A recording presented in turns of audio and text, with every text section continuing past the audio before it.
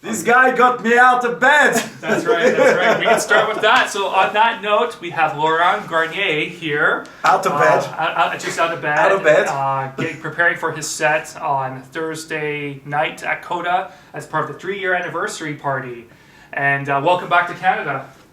Welcome So happy to be back. Great to have you back. Where's the snow? Where's the snow? I think it's global warming, right? Yeah? No, I don't know. Yeah, I mean, not so bad weather for January as it's raining, but feels like mid-spring, I guess.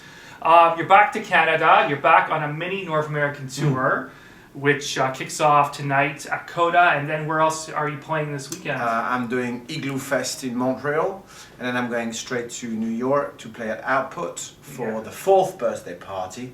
And then Sunday, I'm going back home. Back home, yeah. So it's a very, very quick one. Very quick one, and Yes. you'll definitely find some snow in Montreal, that's for sure. I believe so. Absolutely. So there you go. Bring your skis. Igloo Fest, definitely a big event that takes place yearly in Montreal. You're going to have a great time. When was the last time you were in Canada? It's been a while. Good question. Yeah. 2-3 years? Yeah. 2-3 years, I would Yeah. say. Maybe 3. Was that the Stereo appearance? I know you've been at Stereo. I'm so bad. Yeah. I think so. Yeah, I think so too. Yeah.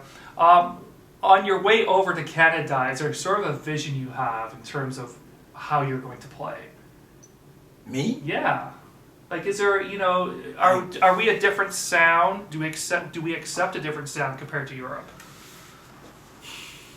I would compare Canada being quite close to what I see when I play. I don't play very much in the States, but whenever I play in the States, I usually go to Output because I really like that club where I find the audience very open-minded.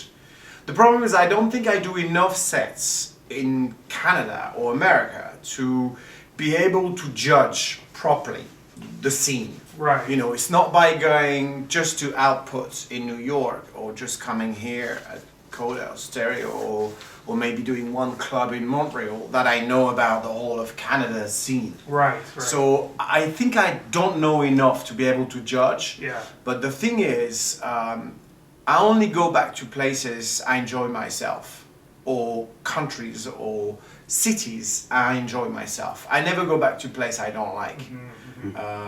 There's too many dates and I give too little to my agent. So actually I'm very lucky because I get to choose. And I always want to enjoy myself because I think the best way to give something out to people is to actually, if I don't enjoy myself, I'm not going to share anything with anyone. Yeah. So I'd rather do less but do better, and I'd rather choose because I think as a DJ it's a relationship. So if I come back here pretty often it's because I like it, and and as well because I feel free. I feel free to play what I want. And that's really important to you. Yeah, for sure. I kind of stopped going to places where I felt I was forced to do something. Sometimes I go to festivals, to clubs, which I know are more techno than house, but even within that, I am free to go from deep techno to harder stuff. And it's up to me to choose the place where I go and DJ. But usually I choose places where I can just be myself, and I need to be myself. Because I think when people come to listen to me, they want to listen to Laurent Garnier. They don't want to listen to Carl Cox because Carl Cox is the best one to do Carl Cox. You know what I mean? Yeah.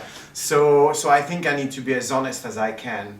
But the thing is, every night I play very differently. So what sets that mood for you? Are you in your hotel room tonight thinking, you know what? Tomorrow night, these are the tracks I'm going to play. No, never.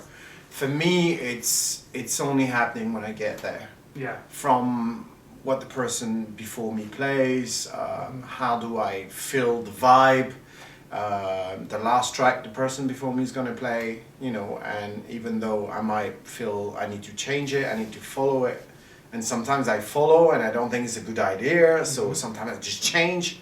I think the time, the sound system, the mood, even if you play twice in the same club, 2 nights in a row, I would do something very different. Because I think Fridays are very different than Saturdays, and Sundays are extremely different as well. And when you're playing at 12 o'clock, you don't play the same stuff then 3 o'clock in the morning, or at 8 o'clock in the morning. Right. You know, when I start a set in Berlin at 8 in the morning, my set will be very different. Right. Because I know these guys have been dancing for 8 hours. So I don't need to bang it to drive them crazy. They just need something a bit, you know, trippier and stuff like that. So I think everything, you need to take everything, you know, in consideration to do a set. But saying that, again, you know, in the same place, in two different days, playing at the same hours, I would do something different. Yeah. Because I would be in a different mood. And it keeps it exciting for you, I would imagine. Well, I would hate to have a set. Yeah. Can I say that? Yeah, you can. Yeah. I would absolutely hate to repeat myself. Yeah. I would have stopped DJing years ago. Many DJs do though. Well, that's their problems. Yeah. My problem is to try to surprise, try to take people on a journey, and try to be as honest as I can. And I think by preparing your set at home, not knowing what the hell the night's gonna be like, I think this is very dishonest. Yeah. The only thing you're looking for is a reaction from people. So you will put your 10 biggest tracks together thinking, I'm just gonna get them hands in the air. Fine, that's cool. But what interests me is to play much longer and to, yes, have a little bit of reaction at one point, but then after that, take them on, you know, something a bit different and trying to turn them upside down. You know, it's like for me, a DJ set, it's like a roller coaster. You need to take people up, and then once they feel comfortable, you need to calm down completely, and you know, maybe give them a bit too much, and then at one point when they really feel, oh, this is getting boring, then you're trying to whisk them off again, and you know, again, when it's getting too stable, you're just trying to do something different. You can't do that every night, but I think this is our job to surprise. And somebody that does the same set over and over again, you know what? I don't think these guys will stay for some long. great advice to some younger DJs listening this morning. And it's not the younger DJs. Some older DJs do that too, and I know a lot of young DJs who just are amazing every night. So it's not just an old generation, young generation thing. I think it's just the way you take your job, and for me, my job is to, if I don't surprise myself, how the hell will I surprise people? That's right. If I can't make myself dance to the music I play, how the hell will I make people want to dance? You know, it's all about sharing. Yeah. So I am the first punter, and I would be extremely bored if I would just have to play the same stuff over and over again. Yeah, for sure. So I know what I will play tomorrow. 90% of the stuff I will play tomorrow will not be played Friday or Saturday. Yeah. For Good, sure. Good, excellent. For sure. 30 years in the business. Some would say. In September it will be exactly 30 years, yes. It's a tough business to survive. And to survive and thrive. And you have. You've done both. I think there's a lot of other business where it's tough to survive. We're lucky because we're in a business that brings a lot of joy, a lot of pleasure, which this is the way I see it. So that's already a good thing. I think it's a tough business to grow older because you're still catering for a crowd that is kind of the same age. Right. Which is a mixture from 18 years old till 30. This is the average age of what you get when you go and DJ. And now me being 50, you know, I feel like a lot of the crowd could be my kids. That's right. And again, we playing music that is 30 years old. Not saying that I'm playing old music. I'm playing a lot of new stuff, but the sound you're referring to. Yeah, of course. Techno music is 30 years old, and then when you listen to the early productions of Derek May or the guys from Chicago, compared to a lot of the stuff we play now, the music hasn't changed that much. You know. So we're kind of playing the same vibes, you know. So I think yes, it's hard to still, you know, be fresh and reinvent yourself, and not to look too old. That's right. And I don't want to be taking like an old jukebox or something. You know, he's one of the godfather. We have to see him for that. No, I don't think this is the wrong reason. Yeah. You know, I want people to come and listen to me because of what we will try to share together. Right. You know, and for the experience. Yeah. This is what I think we should do. But even though it's not an easy business to grow older, because it's usually you picture a DJ as being somebody quite young and funky and trendy and you know all this stuff. It's true, when you're 50, maybe you're not as funky as what people think. That's right. But my heart is still there.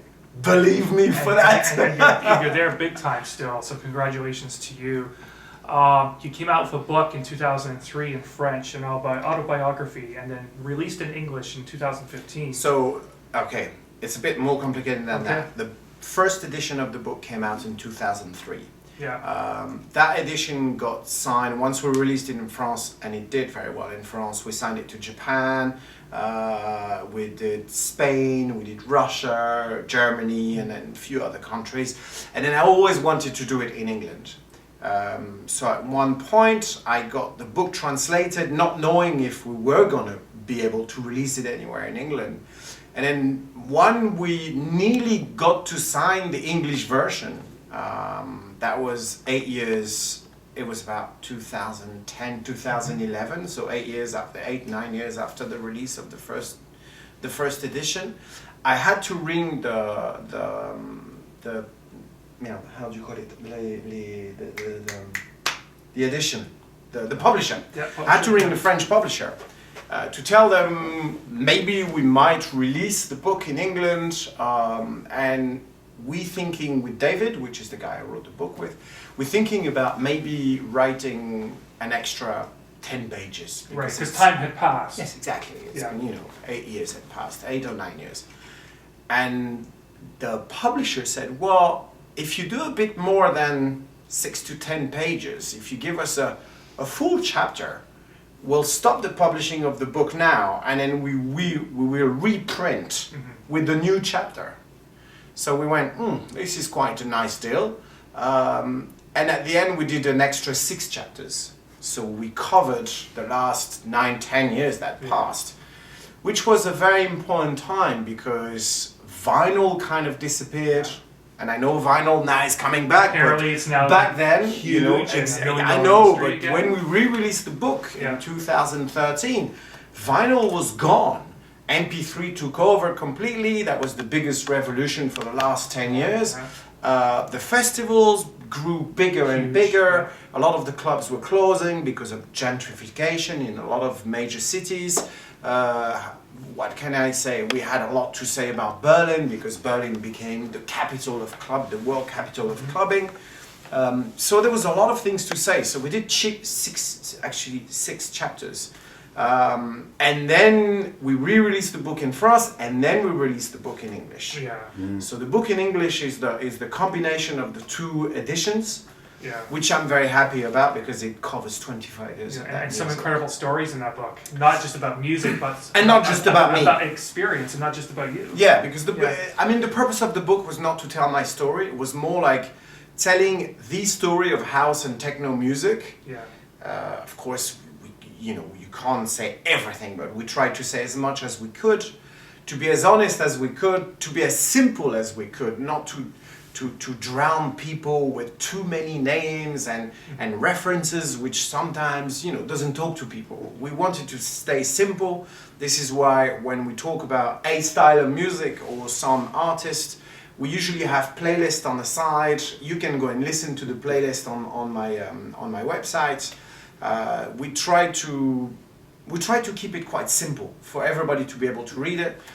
And yes, there's a lot of very funny stories. Yes. It's all true. Yeah.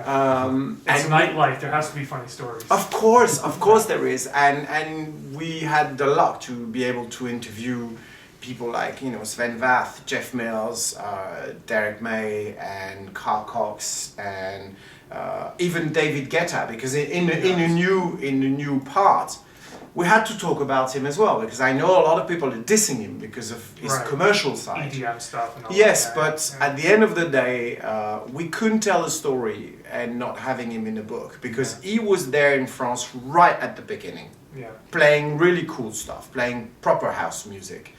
And he as well completely changed the music in urban radio stations in America.